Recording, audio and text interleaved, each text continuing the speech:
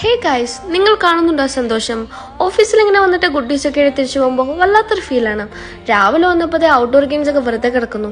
ഒന്നും നോക്കില്ല, നേരെ പോയി കുറച്ച് ഗെയിമൊക്കെ കളിച്ചു ചോക്ലേറ്റും വാങ്ങി പോകുമ്പോഴേ ഇൻഡോർ ഗെയിംസ് വീണ്ടും സ്റ്റാർട്ട് ആയിരിക്കുന്നു. QR കോഡ് വെച്ചിട്ടുണ്ട്, സ്കാൻ ചെയ്യുക, ക്വസ്റ്റ്യൻ ആൻസർ ചെയ്യുക, ഗുഡീസും എടുത്തിട്ട് പോവുക. എനിക്കറിയാത്തൊക്കെ ഞാൻ അവരോട് ചോദിച്ച് ആൻസർ ചെയ്തു. പക്ഷെ എല്ലാ ഗെയിമിന്റെ ഗുഡി എനിക്ക് കിട്ടി. പിന്നെ ഞങ്ങളുടെ ടീമിന്റെ സെലിബ്രേഷൻ സ്റ്റാർട്ട് ചെയ്തു. അപ്പോൾ ഫസ്റ്റ് കുറച്ച് സമയം നമ്മൾ എല്ലാവരും അപ്രീഷിയേറ്റ് ചെയ്യാൻ വേണ്ടിയൊക്കെ എടുത്തു. പിന്നെ നമ്മളെ ടീം മെമ്പേഴ്സിനെ അപ്രീഷിയേറ്റ് ചെയ്യാൻ നമ്മൾ അങ്ങനെ ഒരു ഡേക്ക് വേണ്ടി വെയിറ്റ് ചെയ്യേണ്ട ആവശ്യമൊന്നുമില്ല. എന്നാലും ഒരു ഡേ വരുമ്പോൾ മാക്സിമം എൻജോയ് ചെയ്യുക, സെലിബ്രേറ്റ് ചെയ്യുക. പിന്നെ ഈ ഗെയിംസ് എല്ലാവരും എന്നോട് ചോദിക്കാറുണ്ട് എവിടെ നിന്നാണ് ഇതൊക്കെ തപ്പിയെടുത്ത് വരണതെന്ന്. എന്തോ ഇങ്ങനത്തെ പരിപാടിക്കൊക്കെ എനിക്ക് വലിയ കഴിവാണ്. പിന്നെ എല്ലാ തവണയും വെറൈറ്റീസ് ഓഫ് ഗെയിംസ് ആയിട്ട് വരുന്നുണ്ട്.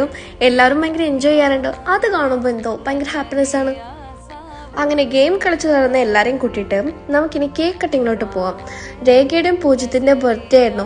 അപ്പോൾ ഈ കേക്ക് ഓർഡർ ചെയ്തോ ഞാനാണ്, കൂളറിന് പകരം ഫ്രീസറിനകത്ത് കൊണ്ടുവച്ചോ ഞാനാണ്. ഇപ്പോൾ അത് ഇവർ കിടന്ന് തള്ളിവിടുന്ന ഈ കേക്ക് മുറിക്കാനാണ്. എല്ലാവരും എന്നെ ഒരു മാതിരി നോട്ട. ഞാനൊന്നും അറിയാത്ത പോലെയോടെ നിന്നു. പിന്നെ ഒരു വ്യക്തി മുറിച്ചെടുത്ത് എല്ലാവരും കൂടെ കഴിച്ചു. വലിയ പീസ് എനിക്ക് തന്നെ വേണം, അത് നിർബന്ധം. പിന്നെ ഷെയറിങ് ഈസ് കെയറിങ് എന്നാണല്ലോ. അപ്പോൾ നമ്മൾ ഓഫീസിൽ നിന്ന് തന്നെ കിട്ടിയ കുറച്ച് സ്വീറ്റ്സും എല്ലാം ഉണ്ടായിരുന്നു. എല്ലാവരും കൂടി ഷെയർ ചെയ്തു. അത് കഴിഞ്ഞിട്ട് നമുക്ക് വർക്ക് ചെയ്യുന്ന വരെ പോയിട്ട് ട്രബിൾ ചെയ്യാം. ഇത് ദിവ്യാനി, അത് ആയിഷി, ഇത് രാജൻ, അത് ചിന്നു. കണ്ടോ, ഞാൻ വിളിച്ചപ്പോഴത്തേക്ക് എല്ലാവരും എന്ത് ആത്മാർത്ഥമായിട്ടാണ് നോക്കുന്നതെന്ന്. ഇനി വീട്ടിൽ പോവാം, നല്ല ടയർഡാ. അപ്പോൾ ഓക്കെ ഗൈസ്, ബൈ.